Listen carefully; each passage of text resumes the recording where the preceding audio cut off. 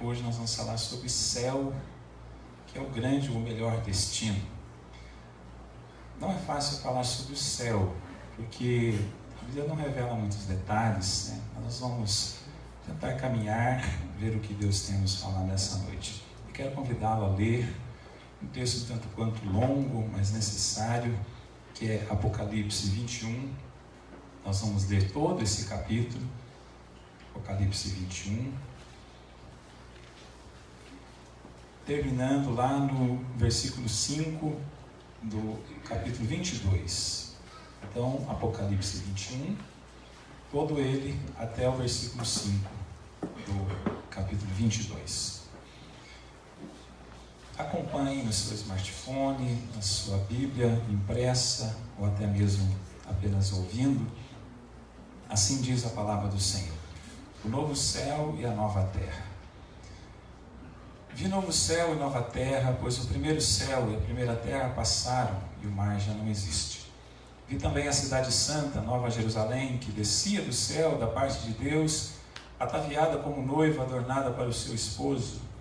Então ouvi grande voz vindo do trono, dizendo: eis o tabernáculo de Deus com os homens. Deus habitará com eles, eles serão povos de Deus, e Deus mesmo estará com eles.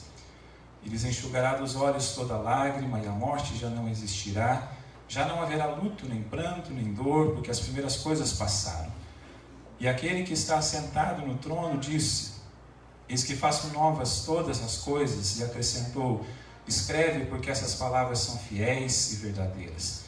Disse-me ainda: tudo está feito. Eu sou o alfa e o ômega, o princípio e o fim. Eu, a quem tem sede, darei de graça da fonte da água da vida. O vencedor herdará essas coisas, e eu lhe serei Deus, e ele me será filho. Quanto, porém, aos covardes, aos incrédulos, aos abomináveis, aos assassinos, aos impuros, aos feiticeiros, aos idólatras e a todos os mentirosos, a parte que lhes cabe será no lago que arde com fogo e enxofre, a saber, a segunda morte. Então veio um dos 7 anjos que tem as 7 taças cheias dos últimos 7 flagelos e falou comigo, dizendo: vem, mostrar-te-ei a noiva, a esposa do Cordeiro. E me transportou em espírito até uma grande e elevada montanha, e me mostrou a santa cidade, Jerusalém, que descia do céu da parte de Deus, a qual tem a glória de Deus. O seu fulgor era semelhante a uma pedra preciosíssima, como pedra de jaspe cristalina. Tinha grande e alta muralha, 12 portas, junto às portas 12 anjos, e sobre elas nomes inscritos, que são os nomes das 12 tribos dos filhos de Israel. 3 portas se achavam a leste, 3 ao norte, 3 ao sul e 3 ao oeste. A muralha da cidade tinha 12 fundamentos, e estavam todos estes, sobre estes, os 12 nomes dos 12 apóstolos do Cordeiro. Aquele que falava comigo tinha por medido uma vara de ouro para medir a cidade, as suas portas e a sua muralha. A cidade é quadrangular, de comprimento e largura iguais, e mediu a cidade com a vara até 12.000 estádios. O seu comprimento, largura e alturas são iguais. Mediu também a sua muralha, 144 côvados, medida de homem, isto é, de anjo. A estrutura da muralha é de jaspe, também a cidade é de ouro puro, semelhante a vidro límpido. Os fundamentos da muralha da cidade estão adornados de toda espécie de pedras preciosas. O primeiro fundamento é de jaspe, o segundo de safira, o terceiro de calcedônia, o quarto de esmeralda, o quinto de sardônio, o sexto de sárdio, o sétimo de crisólito, o oitavo de berilo, o nono de topázio, o 10º de crisópraso, o 11º de jacinto e o 12º de ametista.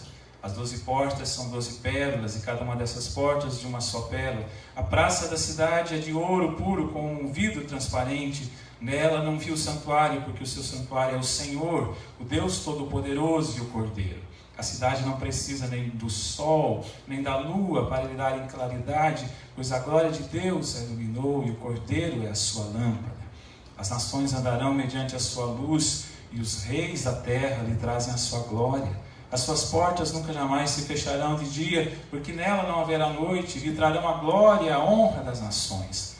Nela nunca jamais penetrará coisa alguma contaminada, nem o que pratica abominação e mentira, mas somente os inscritos no livro da vida do Cordeiro.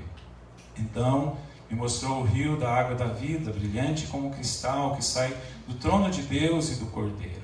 No meio da sua praça De uma e outra margem do rio está a árvore da vida, que produz 12 frutos, dando o seu fruto de mês em mês, e as folhas das árvores são para a cura dos povos. Nunca mais haverá qualquer maldição. Nela estará o trono de Deus e do Cordeiro. Os seus servos o servirão, contemplarão a sua face, e na sua fronte está o nome dele. Então já não haverá noite, nem precisam deles de luz de candeia, nem da luz do sol, porque o Senhor Deus brilhará sobre eles e reinarão pelos séculos dos séculos. Oremos mais uma vez.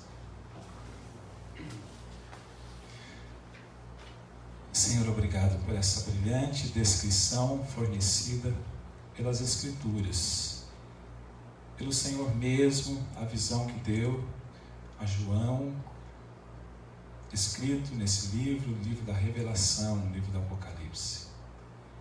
Que o Senhor nessa noite nos ajude a nos aprofundar, a estudar esse assunto e a extrair lições preciosas para as nossas vidas.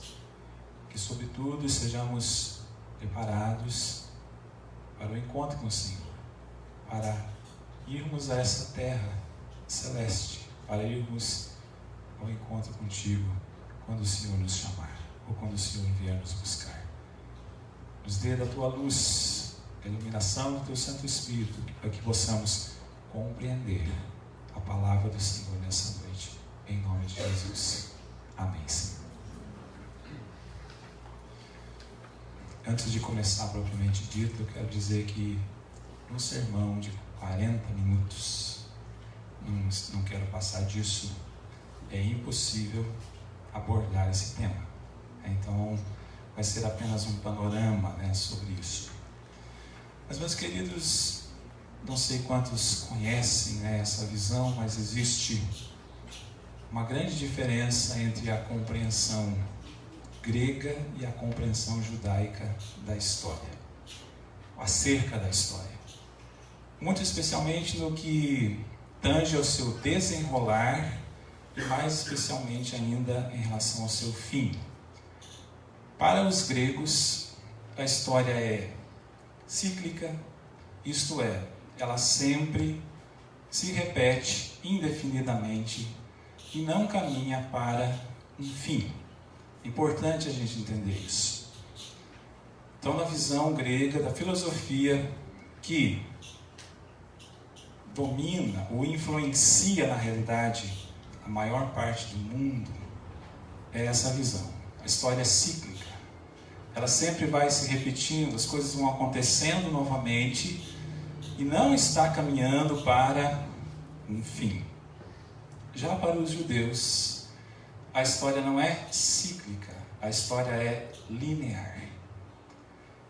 E os judeus, então, considerando a história linear, significa que eles pensam que a história não é uma eterna repetição das coisas, como os gregos pensam, ou pensaram, continuam pensando, mas a história caminha para um fim. Os gregos têm a influência da filosofia e os judeus têm a influência da teologia. A Bíblia, por ser o livro de Deus e por ter sido escrita dentro da cultura judaica, dessa visão, ela vê a história como linear, não como cíclica. É importante a gente entender isso. E nós cremos, queridos, que a Bíblia conta a grande e verdadeira história do mundo. Tem que ser assim. Se nós cristãos não acreditarmos nisso, queridos, é melhor a gente parar de brincar de ser igreja, de ser crente. Nós cremos que a Bíblia conta a grande e verdadeira história do mundo. Que história é essa? Vou resumir para você a história do mundo. A história de um Deus criador, que do nada fez todas as coisas. A história de uma queda catastrófica do pecado, que nós falamos sobre isso no primeiro domingo desse mês, que complicou por demais toda a vida, toda a história humana.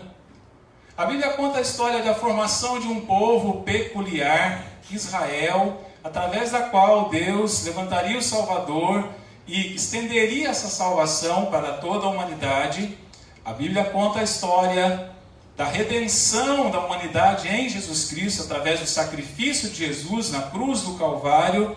A Bíblia conta a história de um povo missionário chamado Igreja, que é responsabilizado para ir a todas as nações e contar essa história ao mundo. E a Bíblia conta, queridos, dessa grande história do mundo que eu estou resumindo para você aqui em 2 minutos. A Bíblia fala sobre a história do destino final de todas as pessoas.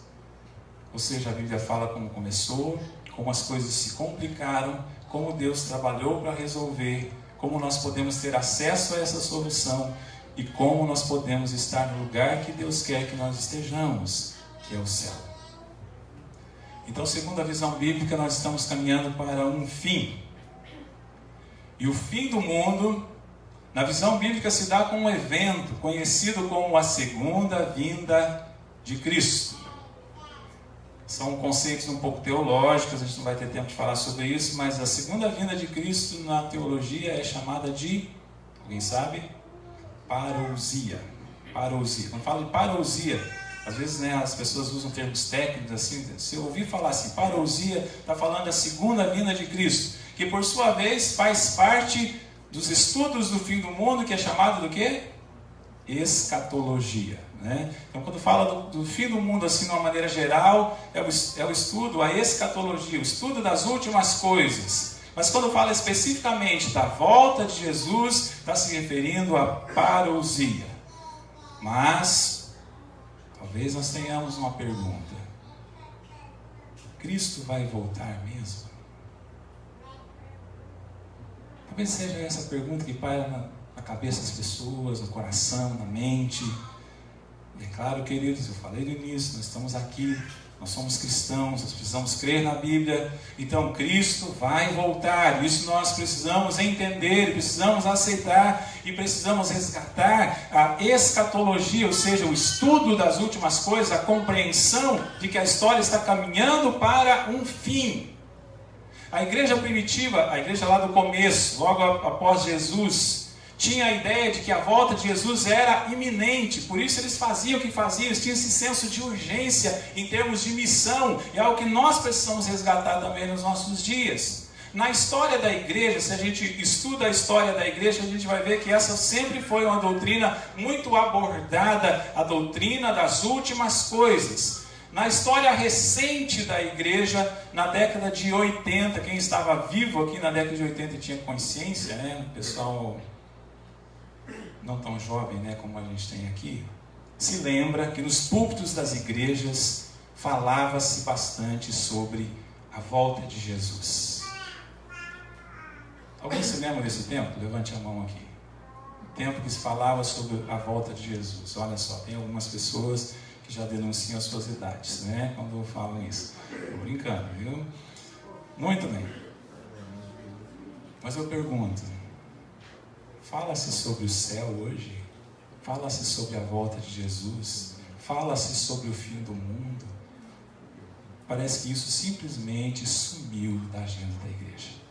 Hoje a gente tem esse cristianismo, essa vida evangélica fundamentada no aqui, no agora, que não pensa no depois, nas recompensas imediatas, individualistas. Estamos vivendo nesse mundo aqui e agora.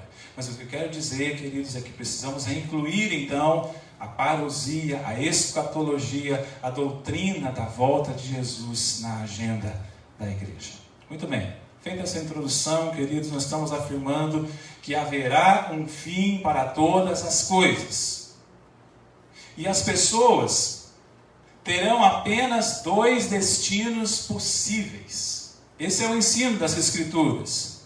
Quais são os 2 destinos possíveis? O céu e o inferno. O inferno e o céu. O céu para os que, estando condenados pela realidade do pecado, foram salvos pela graça. Nós já discutimos e falamos sobre isso aqui. O inferno para os que rejeitaram a graça e continuaram numa vida de pecados. É simples assim. Mas então eu gostaria de expor essa questão, essa mensagem nessa noite, falando sobre o céu, o melhor destino. Eu quero dividir, para variar, em 3 proposições principais. Mas a primeira delas, queridos, é os eventos que precedem o céu. É sobre isso que eu quero falar em primeiro lugar. Os eventos que precedem o céu. O que vai acontecer antes? Então veja só a pergunta que os discípulos fazem para Jesus. Num momento dramático, narrado em Mateus 24. Não precisa você abrir, quero que você preste atenção, porque eu vou ler aqui.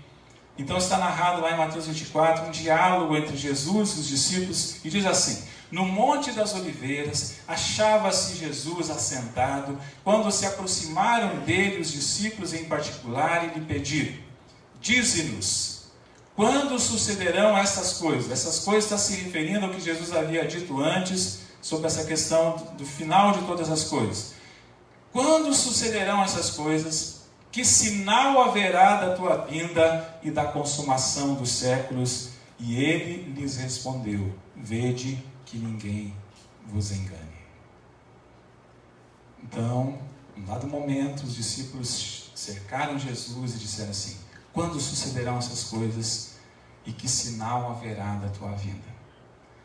Pegando essa resposta que Jesus deu, mais a exposição de Paulo em 1 Coríntios, capítulo 15, mais a exposição de Paulo em 1 Tessalonicenses, capítulo 4, depois você pode conferir melhor esses textos em casa.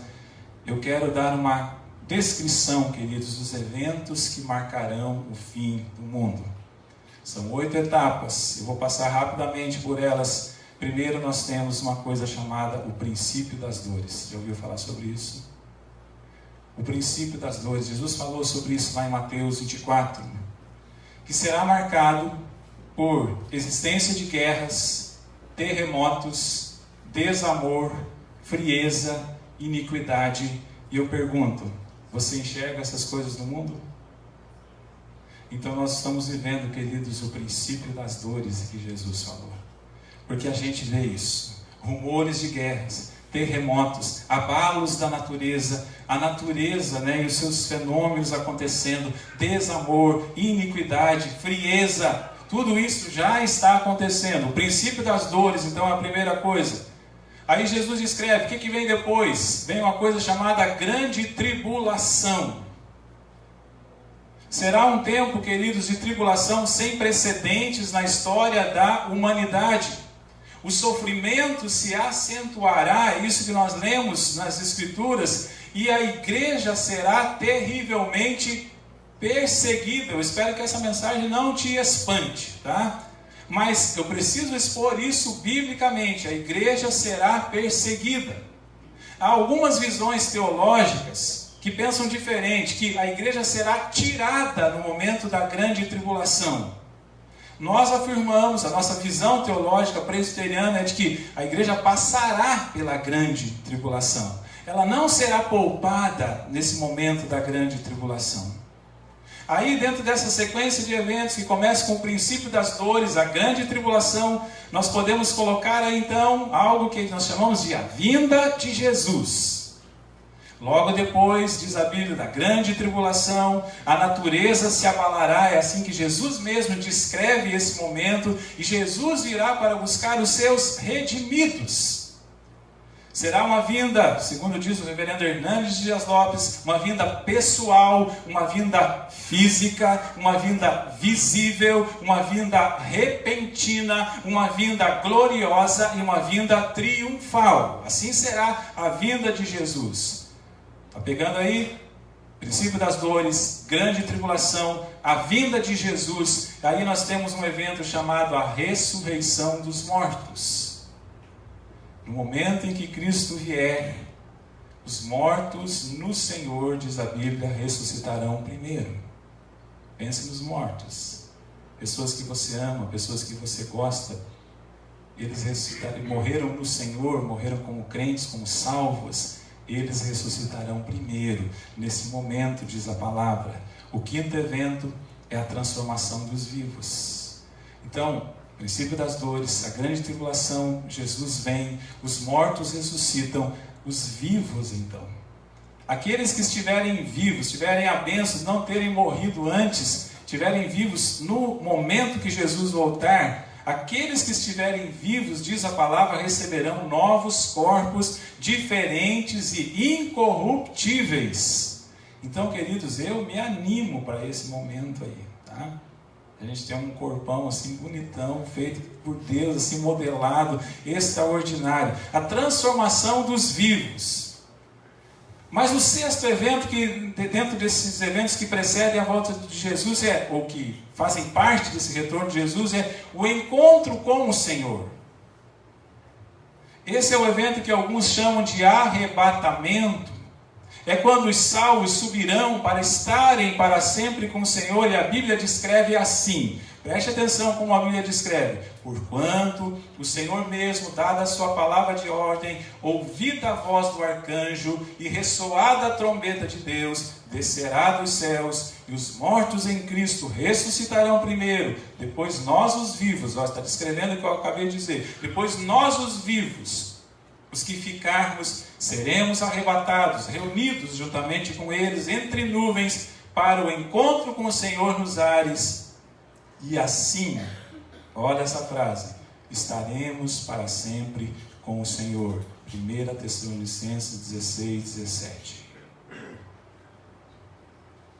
Se eu abrisse a pergunta aqui e você perguntasse assim, pastor, como será isso? Sabe qual é a resposta? Não tenho a mínima ideia. Não tenho a mínima ideia de como será essa logística, querido. Mas eu creio que para Deus nada é impossível. E Deus vai fazer de uma maneira surpreendente. Eu já falei sobre 6 eventos, queridos, mas o 7º é o grande julgamento. Aí depois que tudo isso se estabeleceu, o rei vai se assentar no trono e vai estabelecer o julgamento. O julgamento será na realidade mais um pronunciamento de sentença ou recompensa, porque a Bíblia diz que quem crê em Jesus já tem o passaporte, não será condenado.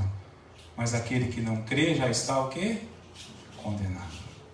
Então esse julgamento é mais um julgamento pro forma, só para dizer, olha, você está condenado, você está salvo. Você vai ficar à esquerda, você vai ficar à direita.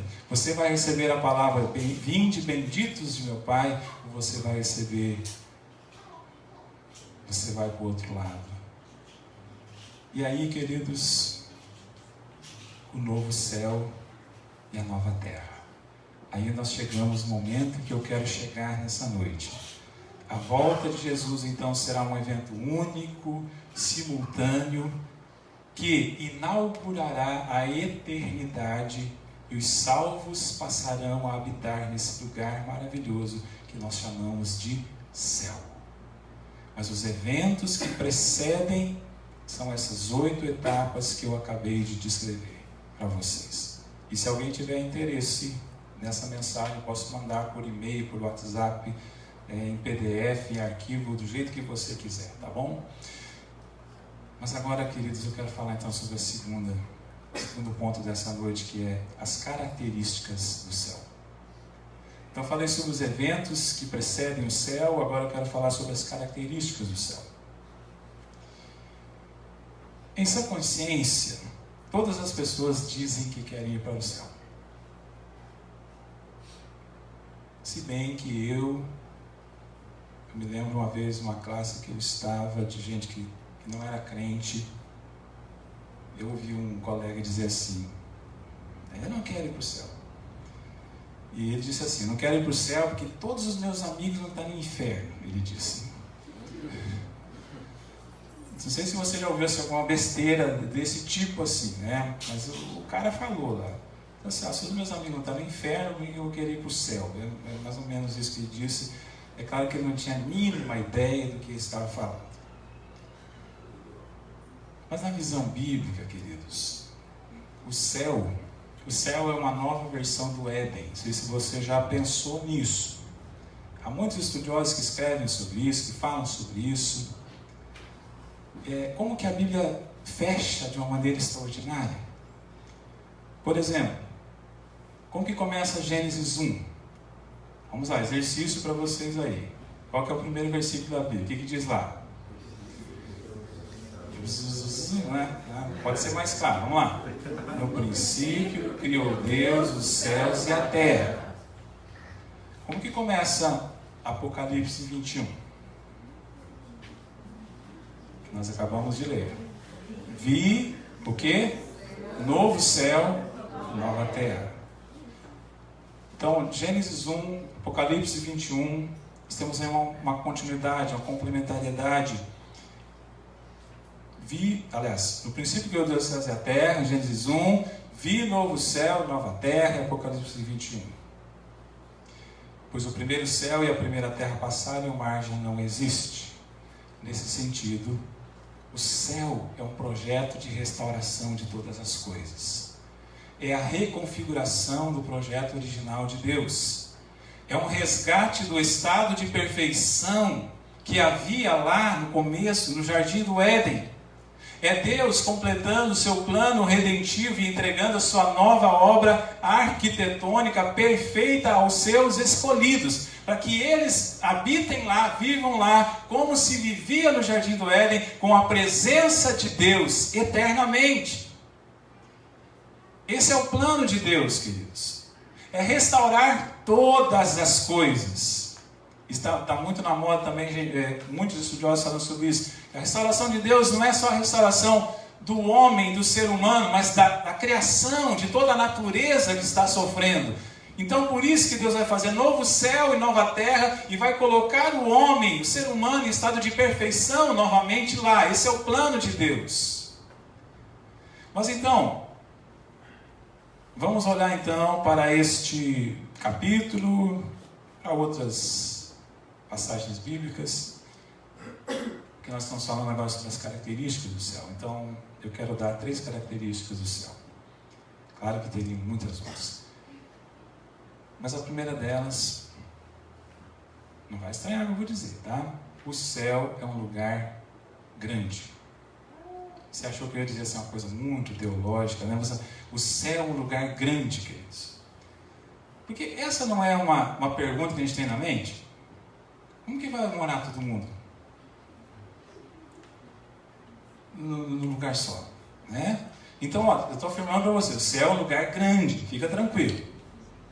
Eu quero me apropriar aqui das ideias de um pastor americano que estava pesquisando nessa semana, chamado Don Austin, quero dar crédito a ele, no sermão postado no site chamado sermoncentral.com. Mas então eu não sei se você tem ideia do quão grande é o céu. Quando falamos da cidade santa descrita neste capítulo aqui da Bíblia, não estamos pensando numa cidade do tamanho de São Paulo, uma cidade do tamanho do Rio de Janeiro, uma cidade do tamanho de Belo Horizonte, ou da cidade do México, ou de Tóquio, ou de Xangai, que são as tops aí do mundo. O versículo 16, Apocalipse 21, diz assim: a cidade é quadrangular, né? Então esse é o formato dela, é quadrada, né? Quadrangular, de comprimento e largura iguais.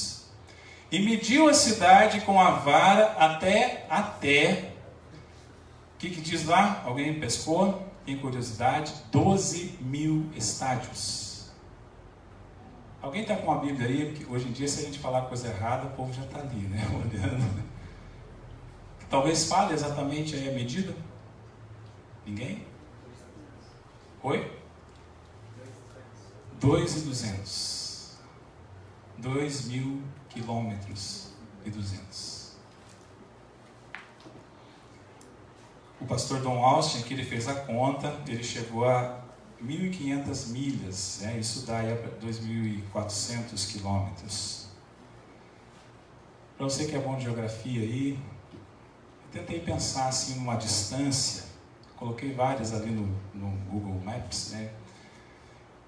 Uma que mais ou menos se aproximou, Florianópolis a Cuiabá. Pegou aí o tamanho do céu. Mediu até isso, né? Mas não, pode ser que seja mais. Mas então, o pastor Dom Austin, que eu estou me referindo aqui, e disse que na conta dele, então, daria para colocar 3.000 ruas de 1.500 milhas de comprimento cada uma, essa cidade bem planejadinha, quadrangular, tudo fechando. Ainda na conta dele daria, olha só, para colocar 2 bilhões e 700 milhões de mansões dentro dessa cidade. Ficou bom agora, né? 2 bilhões e 700 milhões de mansões. Sobrando espaço ainda, ele diz. Queridos, eu fiz questão de trazer isso. Desculpa, só para você ter aguçar um pouquinho a sua curiosidade e talvez forçar um pouquinho a sua capacidade de imaginação em relação ao céu. A Bíblia não descreve com muitos detalhes, mas eu confio na criatividade de Deus para construir algo maravilhoso no qual nós passaremos a eternidade. É assim que eu penso. Então, primeiro, o céu é um lugar grande, mas eu quero falar mais uma coisa: o céu é um lugar santo. Dando essas características do céu, então o céu é um lugar grande, mas o céu também é um lugar santo. Diz a palavra: e me transportou em espírito até uma grande e elevada montanha, e me mostrou a santa cidade Jerusalém, que descia do céu da parte de Deus. Então o céu não é apenas um lugar grande, mas é um lugar santo, sagrado. Então não desanime com o que eu vou dizer agora, querido, mas só as pessoas santas entrarão no céu. E talvez você esteja pensando, então eu estou fora.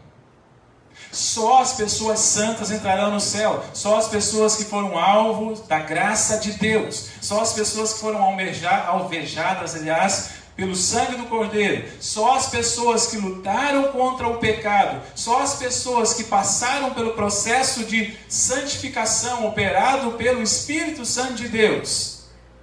Só essas pessoas. A Bíblia diz, não sei se você prestou atenção na leitura inicial, eu vou repetir: quanto, porém, aos covardes, aos incrédulos, aos abomináveis, aos assassinos, aos impuros, aos feiticeiros, aos idólatras e a todos os mentirosos, a parte que lhes cabe será no lago que arde com fogo e enxofre, a saber, a segunda morte. Apocalipse 21:8.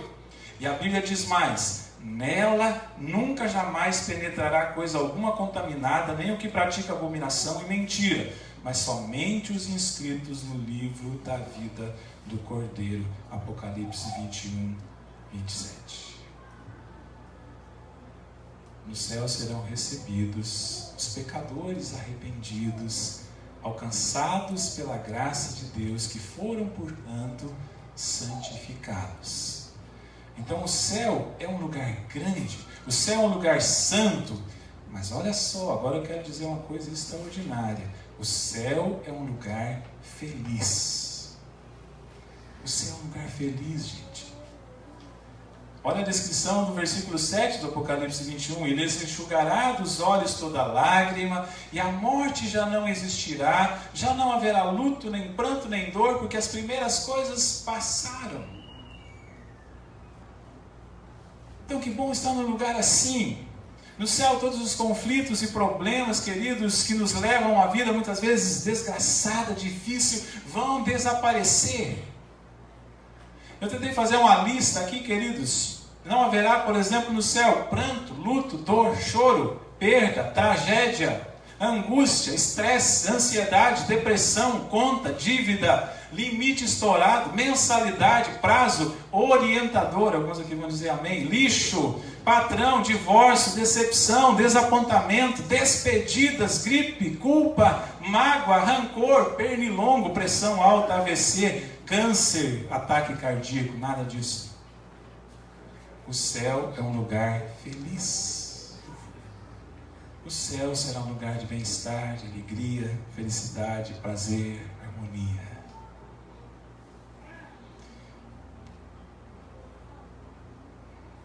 Como eu disse, eu creio que Deus será criativo. Eu creio que teremos muitas coisas boas para fazer no céu.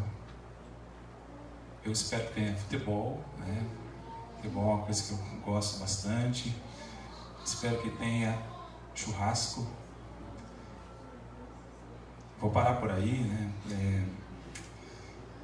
Uma rede, o pessoal do Maranhão gostou agora, né? Uma rede. Com certeza nós não vamos ficar flutuando nas nuvens por toda a eternidade, tá? Como a gente pensa, muita gente pensa. Nós habitaremos em mansões, andaremos em ruas de ouro, na praça, não haverá necessidade de luz. O texto é claro quando fala sobre isso. Deus estará conosco. Uma sensação de bem-estar, de tranquilidade, sem preocupações. Puxa, a vida sem isso, queridos, já seria o máximo. E é isso que Deus quer nos dar. Muito bem, mas eu quero terminar então falando brevemente. Nós já falamos, estão relembrando, queridos, dos eventos que precedem o céu, como isso se dará. Algumas características do céu, claro que teria muito mais coisa para a gente falar, mas eu quero agora terminar falando sobre os desafios antes de ir para o céu. Os desafios antes de ir para o céu. A Bíblia diz que não nos compete saber tempos ou épocas. Jesus disse isso por algumas vezes, mas, por exemplo, está narrado em Atos 1,7. Não nos compete, ou não vos compete saber tempos ou épocas. Então, o nosso desafio não é fazer especulações ou tentar adivinhar quando será o fim. Isso já aconteceu muitas vezes, né? Lembra lá de 2012, quando estava o mundo em polvorosa, achando que ia acabar? Lembra qual era a data? 21 de dezembro, uma coisa assim, né? Antes disso, muitos outros já. Lá no Paraná tinha um pastor em Maringá que tinha marcado o fim do mundo para o ano de 1990. E aí chegou 1990 e não aconteceu, ele fugiu para fora do país. O cara foi esperto, né? Guardou dinheiro e foi morar em Londres, né? O mundo não acabou, mas ele se deu bem. Então, tem muita gente com especulações, tentando adivinhar quando será o fim. E esse equívoco nocivo e terrível para a igreja tem gerado muitas distorções, terríveis distorções. Então, quando eu olho para os ensinos de Jesus sobre o fim, eu percebo que há grandes desafios antes de ir para o céu. Então vamos lá, eu quero falar brevemente sobre esses desafios. Primeiro, a igreja deve esperar sofrimento. Antes de ir para o céu, a igreja deve esperar sofrimento. À medida que o fim se aproxima, as dificuldades se acentuam, ficam piores. Não podemos achar que vai ser moleza. Na verdade, nós sofreremos, queridos. Nossos filhos sofrerão mais do que nós por serem gente de Deus. Há uma perseguição ideológica acontecendo no mundo, muito forte nos nossos dias e se acentuando cada vez mais, e vai se acentuar cada vez mais. Há uma pressão muito grande sobre a verdade bíblica, mas olha o que a Bíblia diz: ser fiel até a morte e dar-te-ei a coroa da vida. Então, antes de ir para o céu, a igreja deve esperar sofrimento. Mas antes de ir para o céu, a igreja deve espalhar a boa nova. O papel da igreja é pregar o evangelho, queridos. Nós não sabemos quando o mundo vai acabar, nós precisamos crer que ele vai acabar, porque essa é a nossa visão da história, isso que eu quero que você entenda nessa noite. Não sabemos quando, temos alguns indícios de que já estão acontecendo e o fim está próximo, isso nós podemos dizer. Mas qual é o desafio antes de nós irmos para o céu? É que a igreja deve espalhar a boa nova do evangelho. Porque à medida que o tempo passa, queridos, o fim se aproxima, o nosso tempo para contar a mensagem do evangelho se torna menor. Por isso é necessário que nós tenhamos esse senso de urgência e essa vida missional que compartilha o evangelho. Mas finalmente, antes de ir para o céu, a igreja deve ter convicção da vitória. A igreja deve ter convicção de que ela é vitoriosa. Não tenha medo, querido. A vitória é garantida, e é esta a mensagem principal do livro de Apocalipse, que é um livro que às vezes põe medo nas pessoas. Tem lá, fala de bestas, de chifres, né, coisa assim, que às vezes a pessoa começa a ler e se arrepia com o livro do Apocalipse. Mas o livro do Apocalipse é um livro de vitória. A sua mensagem principal, queridos, mesmo diante de toda aquela simbologia exposta ali, se resume na seguinte expressão de João, quando escreveu o Apocalipse: o mundo se tornou do nosso Senhor e do seu Cristo. Apocalipse 11:15. Essa é a grande mensagem. Jesus venceu. O mundo se tornou do nosso Senhor e do seu Cristo. O Senhor da igreja é o Senhor que governa o mundo. Portanto, você será um vencedor. É isso que a Bíblia está dizendo. Você será um vencedor se você for essa pessoa fiel até o fim, até a morte. Eu finalizo essas 4 mensagens que nós pregamos nesse mês, dizendo que esses são os conceitos fundamentais da fé cristã. Há um problema a resolver. Esse problema a resolver se chama pecado. Há uma solução para o problema. A solução se chama graça. Graça manifesta em Jesus, através de Jesus, o seu sacrifício na cruz do Calvário. Quando nós resolvemos o problema, somos alvos da graça de Jesus, a nossa vida ganha um novo sentido e Deus nos dá um novo chamado e nos coloca num novo destino. Antes o destino era o inferno, agora o destino é o céu. Essa é a obra completa e maravilhosa que Deus faz na vida